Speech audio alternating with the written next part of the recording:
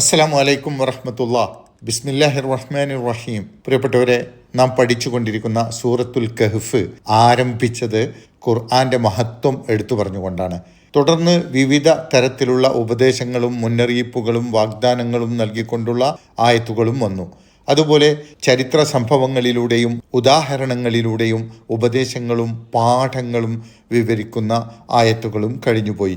ഒടുവിൽ ഈ സൂറത്തിന്റെ സമാപനമായിക്കൊണ്ട് ഈ സൂറത്തിൽ വിവരിച്ചതുപോലെയുള്ള അറിവുകൾ അള്ളാഹുവിൻ്റെ അതിവിപുലമായ അറിവുകളിൽ നിന്നുള്ള ചെറിയൊരു ഭാഗം മാത്രമാണെന്ന് പറയുകയാണ് ഇന്ന് പഠിക്കുന്ന 109 ആയത്തിൽ. ഖുൽ, നബിയെ താങ്കൾ പറയുക, ലൗകാനൽ ബഹ്റു മിദാദല്ലി കലിമാതി റബ്ബി, സമുദ്രം എൻ്റെ റബ്ബിൻ്റെ വചനങ്ങൾ എഴുതാനുള്ള മഷിയാകുന്നുവെങ്കിൽ, ലനഫിദൽ ബഹ്റു ഖബ്ല അൻ തൻഫദ കലിമാതു റബ്ബി, എൻ്റെ റബ്ബിൻ്റെ കെലിമാത്ത് എഴുതി തീരും മുമ്പ് തന്നെ കടലിലെ വെള്ളം തീർന്നു പോയിട്ടുണ്ടാവും.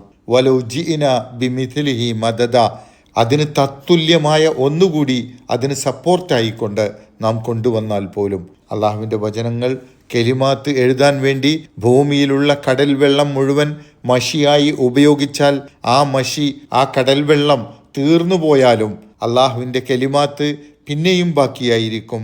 ആ കടലിലെ മഷി തികയാതെ വന്നപ്പോൾ അത്രയും കടൽ വെള്ളം വേറെയും കൊണ്ടുവന്ന് മഷിയായി ഉപയോഗിച്ചാലും പിന്നെയും അള്ളാഹുവിൻ്റെ കെലിമാത്ത് എഴുതിത്തീരുകയില്ല, അത് ബാക്കിയായിരിക്കും എന്നാണ് ഈ ആയത്തിൽ അള്ളാഹുവിൻ്റെ മഹത്വം എടുത്തു പറഞ്ഞുകൊണ്ട് അള്ളാഹുവിൻ്റെ മഹത്വത്തെ ഉൾക്കൊണ്ടിട്ടില്ലാത്ത ധിക്കാരികളും നിഷേധികളുമായ ആളുകളോട് പറയുവാനായി അള്ളാഹു നബി സല്ലല്ലാഹു അലൈഹി വസല്ലമയോട് കൽപ്പിക്കുന്നത്.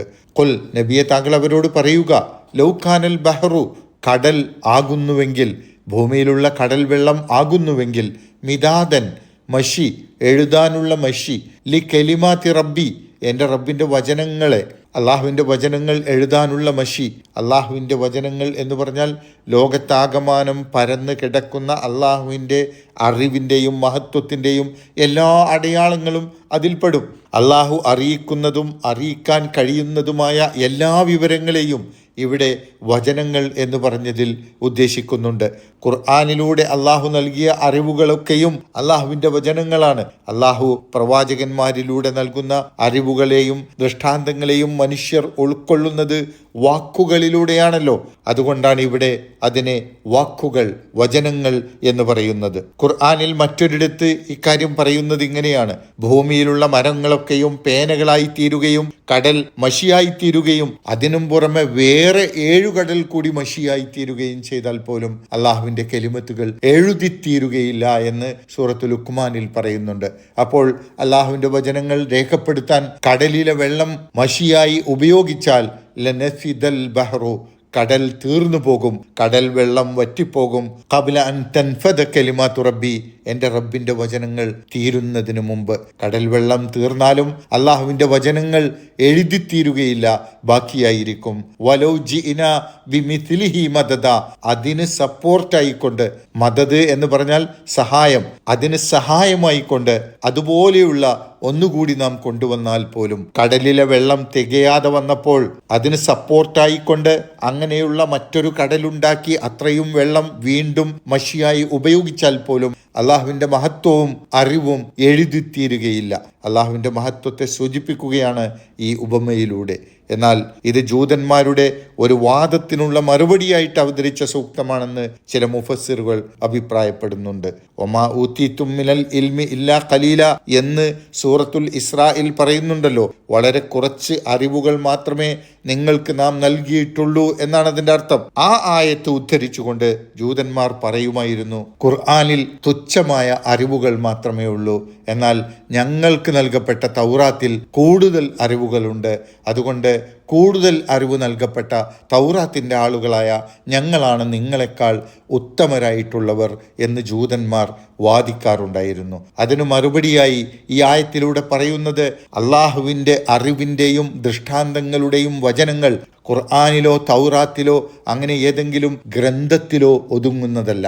അത് എഴുതി തീർക്കാനോ വായിച്ചു തീർക്കാനോ സൃഷ്ടികളെ കൊണ്ട് സാധിക്കാത്തവണ്ണം അപാരമാണ്.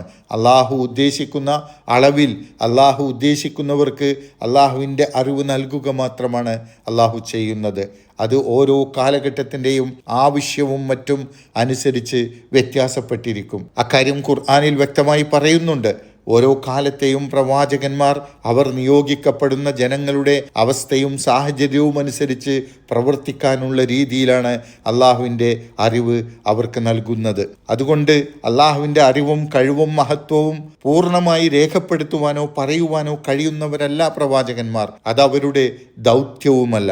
എന്നാൽ ഏതൊരു സമൂഹത്തിനും അള്ളാഹു വേദഗ്രന്ഥത്തിലൂടെയും മറ്റും നൽകുന്ന അറിവുകൾ അത് അള്ളാഹുവിൻ്റെ അറിവിൽ നിന്നുള്ള ഒരു തുള്ളിയാണെങ്കിൽ പോലും അത് തന്നെ വലിയ സൗഭാഗ്യവും അനുഗ്രഹവുമാണ്. ഇൻഷാ അല്ലാഹ് ഒരു ആയത്ത് കൂടിയാണ് ഈ സൂറത്തിൽ ബാക്കിയുള്ളത്.